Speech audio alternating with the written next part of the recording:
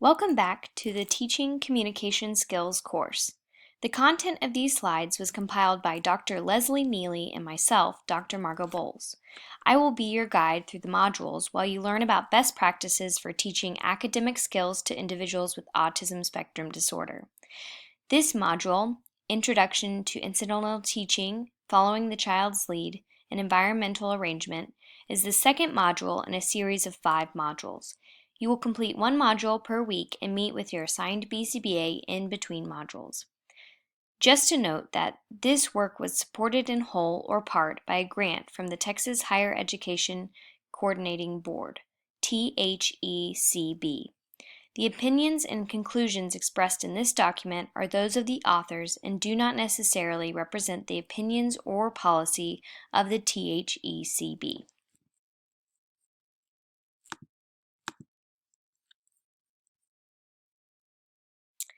We will answer the following questions in this module. What is incidental teaching? What does it mean to follow the child's lead?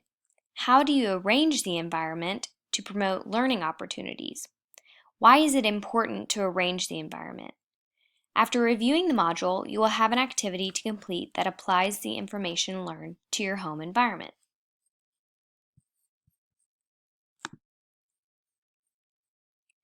We will start with what is incidental teaching. Incidental teaching is a naturalistic intervention that is an evidence-based practice to teach communication skills to children with autism. It is characterized by following the child's lead and capitalizing on learning opportunities that naturally happen throughout the day. So what does it mean to follow the child's lead? When following your child's lead, there are a couple of do's and don'ts. The first thing to do is to identify a good time to join your child and embed a communication opportunity. You want to make sure your child is engaged and motivated to participate in the activity. If they are not engaged or motivated by an activity, it will be tough to encourage them to communicate. Next, get on your child's level and provide a language-rich environment by labeling your child's action. It is important to note, if your child only uses one-word responses, you want to model language that is at their level or one above their level. For example, if they can already independently say car, you might model language by saying push car, or open door if they typically can say open. If engaged in play, you want to imitate your child's actions and add to the play, so act like a child. Finally, provide frequent descriptive praise, such as, "Nice work opening the door," and "I like those excellent walking feet." Descriptive praise is far more effective than general praise, or only saying, "Good job," as the child knows exactly what behaviors you are praising with descriptive praise.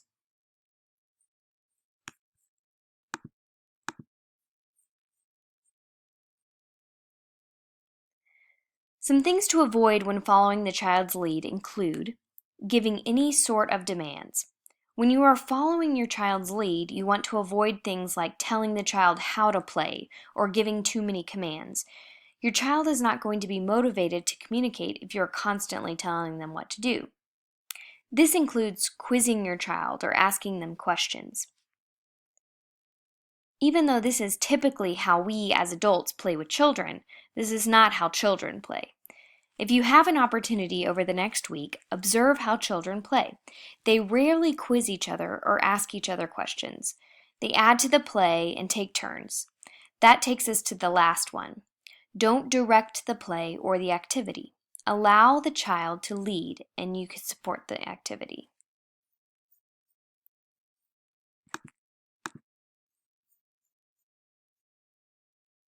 Now that we know how to follow a child's lead, we can move on to how to use the environment and everyday activities to prompt communication.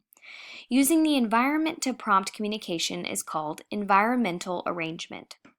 Incidental teaching uses environmental arrangement to embed communication activities into our everyday activities. So what do we mean by environment? Our environment involves all of our surroundings or settings in which behavior occurs. It can refer to places, objects, people, and it generally involves a combination of all of these elements.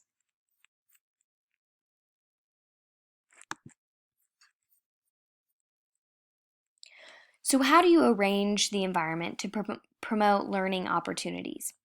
We're going to go over 4 methods. First, you can start engaging in play and entice your child to join you. You can sabotage a favorite toy or activity, or you can interrupt an everyday routine. Let's go into detail on each one of these.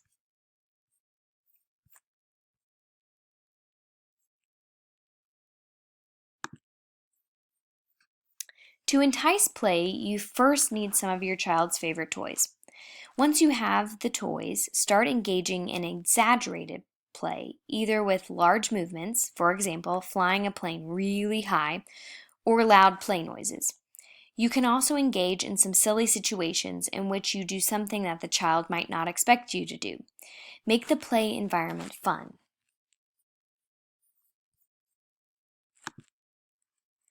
You might decide to sabotage a toy.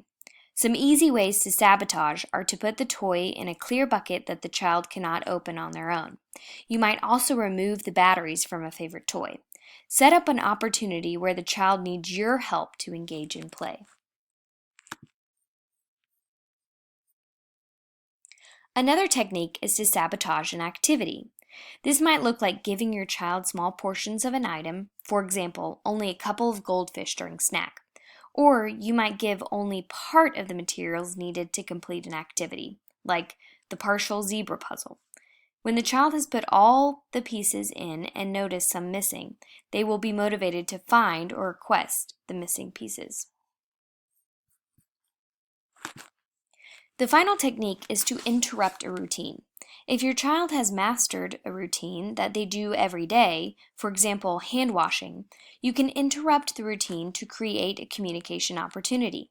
For example, you can put the soap pump out of reach.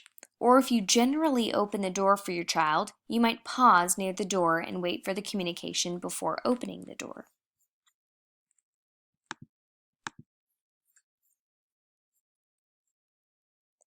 So, now it is time to put our knowledge to action. You will now be completing the planning for incidental teaching activity as it pertains to your own child. You will find this activity and specific directions to complete it on the Eli Academy course page. Thank you for your attention. The following are references for the material presented during this presentation.